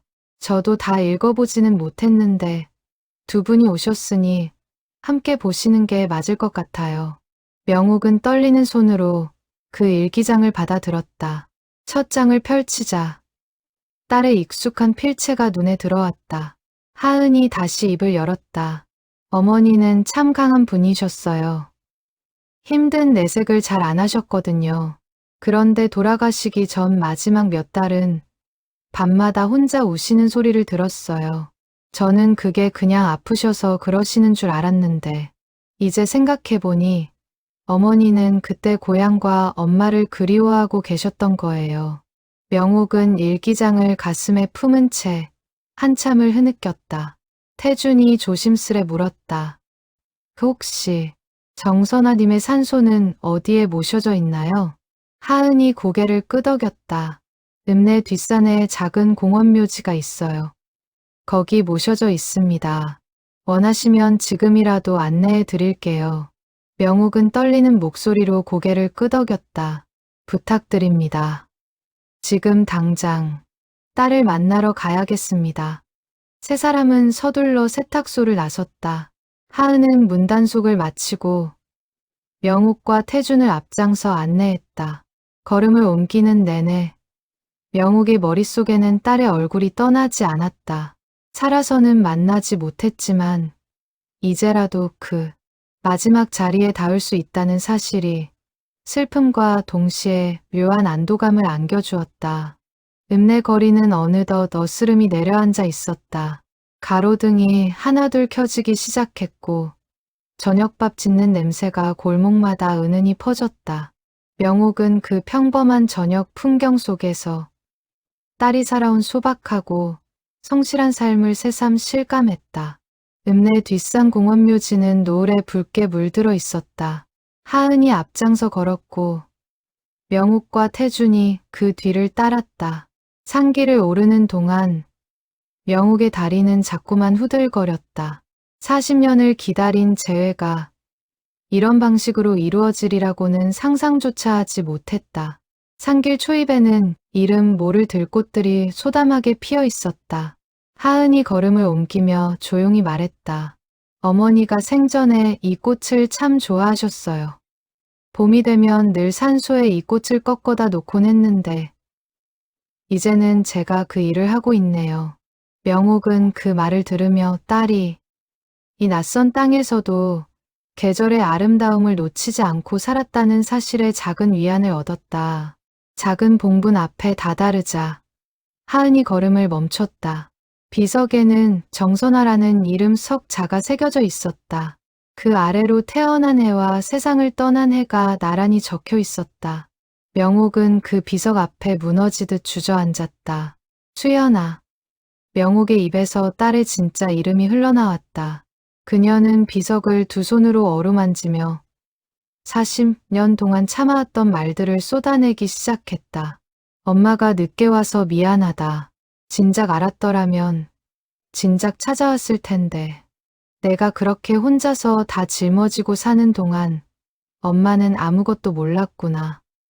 미안하다. 정말 미안해. 명옥의 울음소리가 산잘하게 메아리쳤다.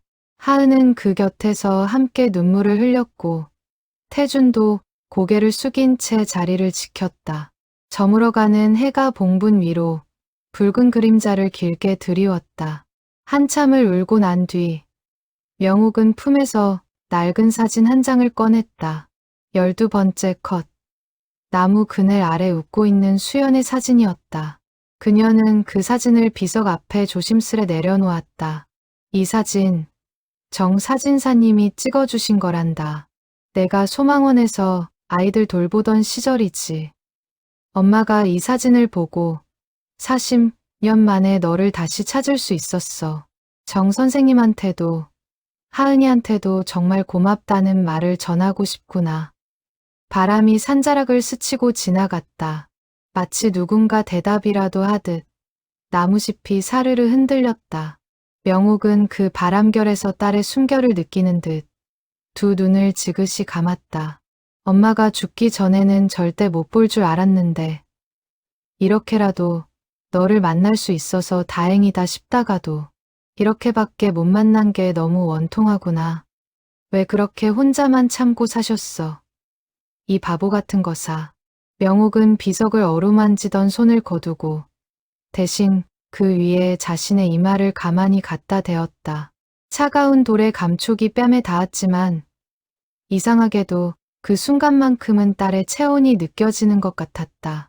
하은은 그 모습을 지켜보며 소리 없이 눈물을 삼켰고 태주는 두 사람에게서 조금 떨어져 서서 조용히 고개를 숙였다. 명옥은 그날 밤 하은의 집에서 묵으며 딸의 일기장을 천천히 읽어 내려갔다. 일기장 곳곳에는 명옥과 덕수 그리고 고향에 대한 그리움이 절절히 묻어 있었다. 한 대목에는 이렇게 적혀 있었다. 오늘은 엄마 생신이다. 달력에 표시해 둔 걸 보고 아침부터 마음이 아렸다. 지금쯤 엄마는 현상소에서 손님을 기다리고 계시겠지. 나도 이제 나이가 들어가는데 여전히 엄마 앞에서는 철없는 딸인 것 같다. 언젠가 용기를 내어 찾아뵙고 싶다는 생각을 몇 번이나 했는지 모른다. 그러나 그때마다 두려움이 앞선다. 내가 나타나면 우리 가족이 다시 그 옛날 그 사건으로 고통받게 되지는 않을까. 영호는 이제 자리를 잡고 잘 사는데 괜히 내가 나타나서 그 평온을 깨뜨리는 건 아닐까. 명옥은 그 문장을 읽으며 가슴이 미어졌다. 딸은 단 하루도 가족을 잊은 적이 없었다. 다만 그 사랑이 나타나기보다는 숨어서 지켜보는 방식으로 표현되었을 뿐이었다. 또 다른 대목에는 이런 구절도 있었다. 작년에 우연히 고향 소식을 들었다. 아버지가 돌아가셨다는 소식이었다. 장례식에도 가지 못했다. 그저 멀리서 조용히 향 하나를 피우며 아버지의 명복을 빌었을 뿐이다. 아버지, 죄송해요. 마지막 가시는 길도 지켜드리지 못해서. 그래도 아버지가 저를 원망하지 않으셨다는 걸 저는 알아요. 언젠가 하늘에서 다시 만나면 그때는 꼭 안아드리고 싶어요. 명옥은 이 대목에서 손으로 입을 틀어막았다. 남편 덕수가 세상을 떠났을 때 수연이 어딘가에서 홀로 그 슬픔을 삼키고 있었다는 사실을 이제야 알게 된 것이었다. 일기장을 넘길수록 딸의 삶이 얼마나 성실하고 정갈했는지가 고스란히 드러났다. 세탁소를 운영하며 하은을 홀로 키워낸 이야기, 동네 노인들을 돌보며 봉사활동을 다닌 이야기, 형편이 어려운 이웃 아이의 학비를 몰래 대준 이야기까지지. 명옥은 딸이 비록 이름을 감추고 살았을지언정 그 마음씨만은 조금도 숨기지 못했다는 것을 깨달았다. 일기 한 페이지에는 명옥의 필름 현상소에 대한 추억도 담겨 있었다. 어릴 때 아버지 몰래 현상소에 들어가서 사진 구경하는 걸 참 좋아했다. 붉은 조명 아래서 엄마가 필름을 다루는 모습이 그렇게 신기할 수가 없었다. 나도 크면 엄마처럼 손끝이 야무진 사람이 되고 싶다고 생각했었는데 지금 생각해보니 나는 정말 엄마를 닮았다. 세탁소에서 옷감을 다루는 손길이 엄마가 필름을 다루던 그 손길과 참 비슷하다. 명옥은 그 구절을 읽으며 웃음과 울음이 동시에 터져나왔다. 딸은 멀리 떨어져 살면서도 결국 어미의 손길을 자기도 모르게 이어받아 살고 있었던 것이다. 일기장의 마지막 장에는 투병 중에 쓴 것으로 보이는 짧은 글이 남아 있었다. 몸이 많이 힘들다. 그런데 이상하게도 마음은 편안하다. 살면서 후회는 없다. 영호를 지킬 수 있었고 하은이를 낳아 키울 수 있었으니 그것으로 충분하다. 다만 마지막으로 딱 한 가지 소원이 있다면 엄마 얼굴을 한 번만이라도 다시 보고 싶다. 그 붉은 조명 아래서 필름을 만지던 엄마의 손을 다시 한번 잡아보고 싶다. 명옥은 그 마지막 문장 앞에서 오열했다. 딸이 죽는 순간까지 그리워한 것은 다른 무엇도 아닌 어미의 손이었다. 일기장을 덮으며 명옥은 창밖으로 흐르는 밤하늘을 오래도록 바라보았다. 별빛이 유난히 맑은 밤이었다. 그녀는 문득 딸이 이 하늘 어딘가에서 자신을 내려다보고 있을 것만 같은 기분이 들었다. 이제야 왔구나. 엄마라고 속삭이는 딸의 목소리가 들리는 듯했다. 다음 날 아침, 명옥은 하은과 마주 앉았다. 밤새 눈물로 지새운 두 사람의 얼굴에는 서로에 대한 애틋함이 짙게 배어 있었다. 창밖으로 아침 햇살이 부드럽게 스며들고 있었다. 하은 씨, 나는 하은 씨가 곧 내 손녀나 다름없다고 생각합니다. 수연이가, 아니 선아 씨가 그렇게 애지중지 키운 딸이니 나에게도 소중한 가족이에요. 앞으로 종종 연락하고 지내면 안 될까요? 하은은 눈물을 흘리며 고개를 끄덕였다. 저도 그러고 싶어요. 할머니. 어머니가 그렇게 그리워하셨던 친정을 저라도 대신 찾아뵙고 싶어요. 두 사람은 서로의 손을 꼭 맞잡았다. 40년의 세월을 건너 끊어졌던 인연이 다시 이어지는 순간이었다. 태주는 그 모습을 조용히 지켜보며 자신이 우연히 주워온 낡은 카메라 하나가 이토록 큰 인연을 이어주었다는 사실에 새삼 가슴이 뭉클해졌다. 할머니, 그런데 궁금한 게 있어요.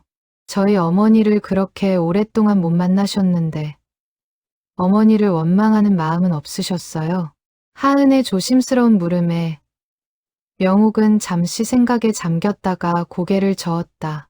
처음 몇 해는 서운한 마음도 있었지. 왜 아무 말도 없이 갔을까? 왜 엄마를 이렇게 애타게 만들었을까 하고. 그런데 세월이 흐르면서 깨달았어. 자식을 원망하는 마음보다 자식을 잃은 슬픔이 훨씬 더 크다는 걸.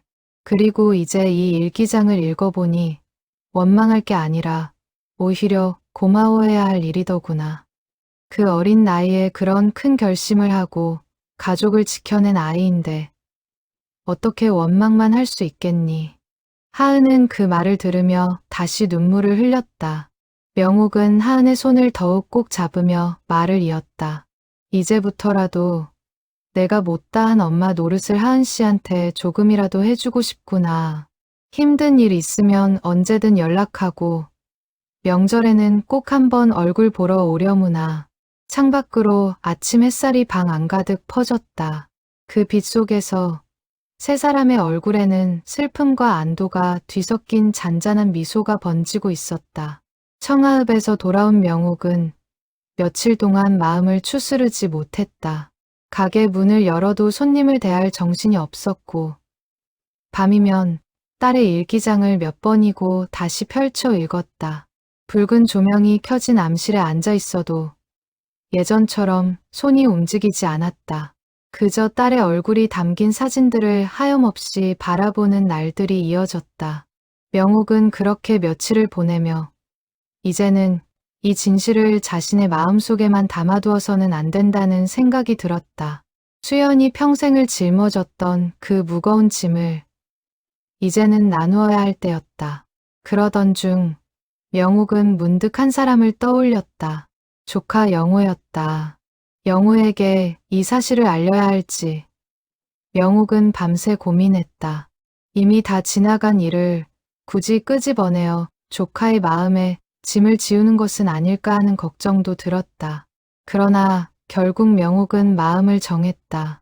진실을 숨기는 것이야말로 수연의 희생을 2번 죽이는 일이라는 생각이 들었기 때문이다.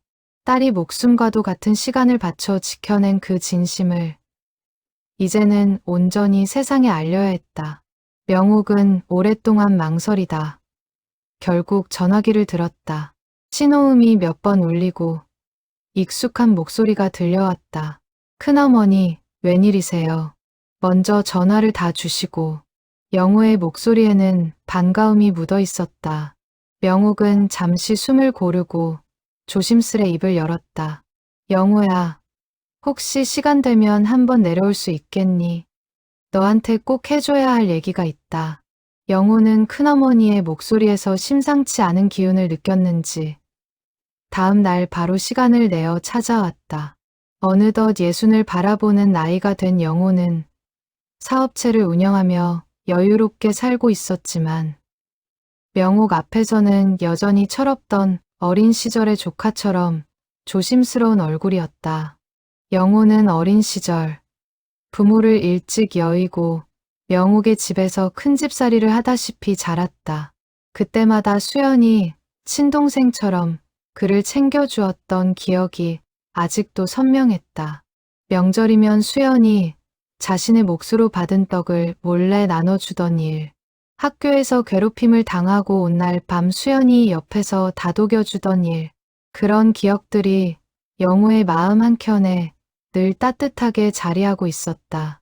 그러나 정작 그 누나가 어떤 사연으로 집을 나갔는지 영호는 지금껏 제대로 알지 못한 채 살아왔다. 명옥은 영호를 가게 안쪽 방으로 데리고 들어가 필름과 사진, 그리고 수연의 일기장을 하나씩 꺼내 보였다. 이야기를 들으며 영호의 얼굴은 점점 하얗게 질려갔다. 큰어머니, 그럼 수연 누나가 그 화재 사건 때문에 집을 나갔다는 말씀이세요? 제가 제 잘못 때문에요? 영호의 목소리가 심하게 떨렸다. 명옥은 조카의 손을 잡으며 고개를 끄덕였다. 그날 밤 내가 몰래 담배를 태우다 창고에 불을 낸 거. 나는 40년이 지나서야 알았다. 수연이가 널 대신해서 죄를 짊어졌던 거야. 정미소 주인한테 자기가 그랬다고, 자기가 실수로 불을 냈다고 말했던 거지. 영호는 그 자리에서 무너지듯 주저앉았다. 그는 두 손으로 얼굴을 감싸며 오열하기 시작했다. 저는 그것도 모르고 그냥 수연 누나가 갑자기 집을 나가버렸다고만 생각했어요. 누나가 저 때문에 그렇게 큰 짐을 지고 사라졌다는 걸 저는 40년 동안 전혀 몰랐습니다. 영호의 울음소리가 방 안을 가득 채웠다. 그는 40년 동안 자신의 성공과 안락한 삶이 사촌 누나의 희생 위에 세워진 것이었다는 사실을 이제야 깨달은 것이다. 영호는 그날의 기억을 더듬어 보았다. 정미소 창고에서 몰래 담배를 태우다 불티가 곡식 더미로 옮겨 붙었을 때 그는 너무 놀라 아무 말도 못하고 도망쳐 나왔었다. 다음 날 정미소 주인이 노발대발하며 범인을 찾아 나섰을 때도 그는 두려움에 떨며 끝내 자백하지 못했다. 그런데 며칠 후 누군가 이미 자백했다는 소문이 돌았고 사건은 조용히 마무리되었다. 그때는 그저 안도했을 뿐 그 누군가가 수연 누나였다는 사실은 꿈에도 생각하지 못했다. 큰어머니, 저는 어떻게 이 죄를 갚아야 할지 모르겠습니다. 누나는 이미 세상을 떠났다고 하셨죠. 저는 평생 이 죄책감을 안고 살아야겠지요. 명옥은 조카의 등을 다독이며 부드럽게 말했다. 영호야, 수연이는 널 원망하려고 그런 선택을 한 게 아니다. 오히려 널 살리고 싶어서 그런 거야. 그 아이 일기장에도 그렇게 적혀 있어. 내가 잘 사는 모습을 보는 것만으로도 자기는 후회 없다고. 그러니 너무 죄책감에 짓눌리지 말아라. 그건 수연이가 바라는 게 아닐 거야.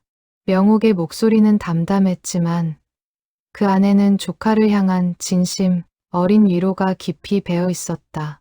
영호는 눈물을 닦으며 고개를 끄덕였다. 큰어머니, 그럼 저도 하은이라는 그 딸을 한번 만나뵐 수 있을까요? 저 대신 그 짐을 짊어졌던 누나의 딸이라면 저한테도 소중한 가족이니까요.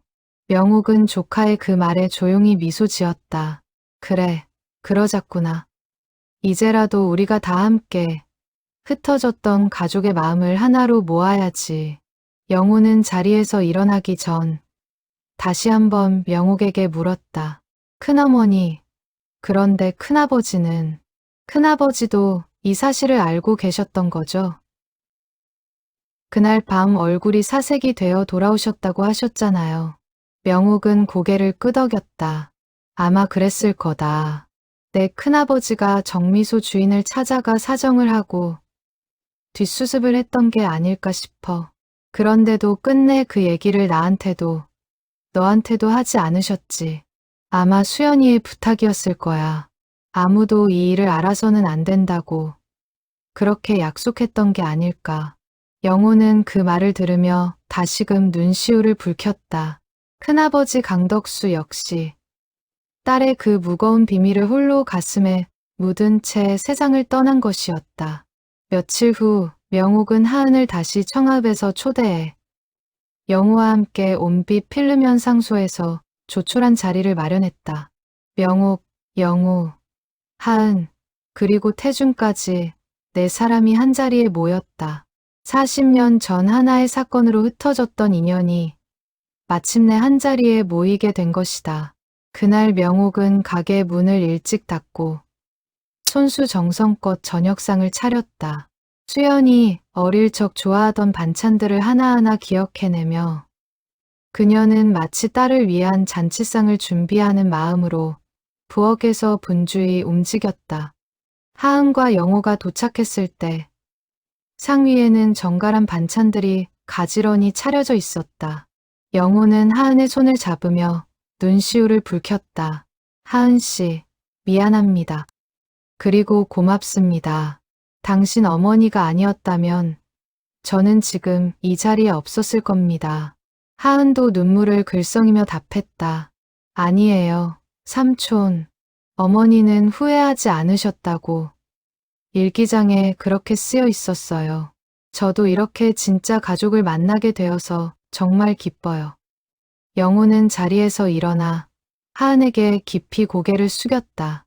앞으로는 제가 조카처럼 아끼며 살겠습니다. 명절이면 꼭 연락하고 무슨 일이 생기면 언제든 저한테 기대셔도 됩니다. 이제 우리는 진짜 가족이니까요. 하은은 그 말에 왈칵 눈물을 쏟으며 영호의 손을 마주 잡았다. 명옥은 그 모습을 지켜보며 40년 만에 처음으로 마음 깊은 곳에서부터 평온이 차오르는 것을 느꼈다. 딸은 곁에 없었지만 딸이 남긴 사랑과 희생이 이렇게 온 가족을 다시 하나로 묶어주고 있었다. 그날 저녁, 네 사람은 가게 안쪽 작은 상에 둘러앉아 늦은 저녁을 나누었다. 영호가 준비해 온 술 한 병을 앞에 두고 명옥이 조용히 잔을 채웠다. 오늘은 수연이를 위해 건배하자꾸나. 비록 이 자리에 없지만 우리 모두의 마음속에 영원히 함께할 테니까. 네 개의 잔이 조용히 부딪혔다. 창밖으로는 어느덧 저녁별이 하나둘 떠오르고 있었다. 태주는 그 전경을 바라보며 낡은 카메라 한 대가 이어준 인연의 무게를 다시 한번 곱씹었다. 사람과 사람 사이의 진심은 시간이 아무리 흘러도 결코 사라지지 않는다는 것을 그는 이 자리에서 온몸으로 느끼고 있었다. 그로부터 2년이 흘렀다. 온빛 필름 현상소는 여전히 청량골 장터 어귀의 자리를 지키고 있었다. 다만 예전과 달라진 것이 하나 있다면 이제 그 가게에는 정기적으로 찾아오는 손님이 하나 늘었다는 것이었다. 하은이었다. 하은은 명절마다 그리고 틈틈이 시간이 날 때마다 청량고를 찾아 명옥을 뵈러 왔다. 처음에는 서먹했던 두 사람 사이도 시간이 흐르며 진짜 할머니와 손녀처럼 자연스러워졌다. 명옥은 하은에게 필름 현상하는 법을 하나둘 가르쳐주기 시작했고 하은은 세탁소 일을 접고 아예 청량골로 내려와 명옥의 가게 일을 돕기 시작했다. 처음 청량골로 내려오던 날 하은은 어머니가 그토록 그리워했던 고향 마을의 풍경을 눈에 담으며 한참을 서 있었다. 장터 어귀의 낡은 함석 간판, 시큼한 정차객 냄새가 배어있는 좁은 가게, 그리고 그 안에서 반평생을 보낸 할머니의 구분 등 하은은 그 모든 것이 어머니가 평생 마음속에 품고 살아온 풍경이었다는 것을 실감하며 왈칵 눈물을 쏟았다. 할머니, 저는 어머니가 남기신 걸 이어받고 싶어요. 어머니가 그렇게 그리워했던 이 가게, 저라도 지켜드리고 싶어요. 명옥은 그 말을 듣고 하은의 손을 꼭 잡았다. 고맙구나, 하은아. 내가 있어서 엄마가 다시 이 가게에 돌아온 것 같은 기분이 든다. 하은은 낮에는 명옥과 함께 가게 일을 돌보고 저녁이면 청량골 근처 작은 방을 얻어 지냈다. 처음에는 낯설었던 시골 생활도 시간이 흐르며 조금씩 익숙해졌다. 마을 사람들도 하은을 스스럼 없이 명옥의 손녀로 받아들이며 정을 나누어 주었다. 장터에서 나무를 파는 할머니들은 하은을 볼 때마다 한 움큼씩 덤을 얹어 주었고 이발소 주인은 지나는 길에 안부를 묻곤 했다. 하은은 그렇게 조금씩 어머니가 평생 그리워했던 이 작은 마을의 온기 속으로 스며들어갔다. 영호도 종종 청량고를 찾았다. 그는 자신의 사업을 통해 얻은 여유로 인근 마을 학생들에게 장학금을 지원하는 일을 시작했다. 특히 형편이 어려운 가정의 아이들, 부모 없이 자라는 아이들을 우선으로 도왔다. 사촌 누나가 평생 아이들을 돌보며 살았다는 사실을 알게 된 뒤로 영호는 그 마음을 자신만의 방식으로 이어가고 싶었던 것이다. 사촌 누나가 자신을 위해 짊어졌던 그 무게를 이제는 다른 방식으로 세상에 갚아나가고 있었다. 영호는 첫 장학금을 전달하던 날 조용히 마음속으로 되뇌었다. 누나, 나도 이제 누나처럼 누군가를 지켜주는 사람이 되고 싶어. 늦었지만 이렇게라도 누나의 목까지 살아볼게. 박태준 역시 종종 가게를 들렀다. 낡은 카메라를 고치는 취미로 시작된 인연이었지만 이제는 명옥에게 친아들처럼 살가운 존재가 되어 있었다. 그는 갈매제 폐가에서 발견한 정만수의 유품들을 모아 작은 사진, 전시회를 열자고 제안했다. 전시회를 준비하는 몇 달 동안 태주는 퇴근 후 시간을 쪼개어 낡은 사진들을 하나하나 복원했다. 곰팡이가 슬거나 색이 바랜 사진들을 정성껏 스캔하고 보정하며 그는 정만수라는 이름 모를 사진사의 생애를 자기 일처럼 되짚어갔다. 사진 속에 담긴 얼굴들 하나하나에 정만수가 쏟았을 정성을 생각하면 태주는 손끝이 절로 조심스러워졌다. 정 사진사님이 평생을 바쳐 찍은 사진들이잖아요. 마을 사람들 얼굴, 풍경, 그리고 수연 씨 사진까지. 이 소중한 기록들을 그냥 묻어두기는 아깝지 않겠습니까? 명옥은 그 제안에 흔쾌히 응했다. 청량골 작은 마을회관에서 열린 전시회에는 정만수가 평생 찍어온 마을 사람들의 흑백 사진들이 걸렸다. 그리고 그 한쪽 벽에는 수연의 삶을 담은 사진들과 함께 짧은 이야기가 소개되었다. 이름도 사연도 알려지지 않은 채 평생 마을 사람들의 얼굴을 찍어온 한 사진사와 그가 지켜준 한 소녀의 40년에 걸친 이야기였다. 전시회를 찾은 마을 사람들은 그 사연을 읽으며 하나같이 눈시울을 붉혔다. 젊은 시절 정만수에게 사진을 찍힌 적이 있다는 노인들은 자신의 젊었을 적 얼굴을 발견하고는 반가움과 그리움에 눈물을 훔쳤다. 그리고 그 사진들 사이에 조용히 걸린 수연의 이야기 앞에서는 누구랄 것 없이 걸음을 멈추고 한참을 서 있었다. 어떤 이는 이렇게 말했다. 이런 이야기가 우리 마을에 있었다니. 사람 마음이라는 게 이렇게 오래도록 깊고 진할 수가 있구나. 또 다른 노인은 명옥의 손을 붙잡고 이렇게 말하기도 했다. 그 시절에 우리도 다 수연이를 오해했었네. 집안 돈을 훔쳐 달아났다느니 못된 남자를 따라갔다느니 하면서 미안하네 명옥이. 우리가 진작 알았더라면 그런 못된 소문은 내지 않았을 텐데. 명옥은 그 손을 마주 잡으며 조용히 고개를 저었다. 괜찮습니다. 이제라도 우리 수연이 진심을 알아주시니 그걸로 충분해요. 명옥은 전시회 마지막 날 벽에 걸린 딸의 사진 앞에 오래도록 서 있었다.